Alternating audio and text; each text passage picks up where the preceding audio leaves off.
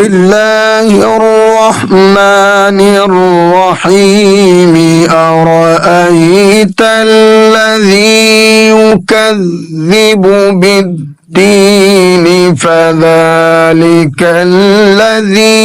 يدع اليتيم ولا يحض على طعام المسكين فويل للمصلين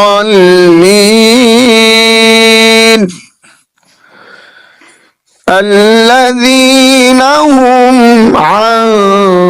صلاتهم ساهون الذين هم يراءون ويمنعون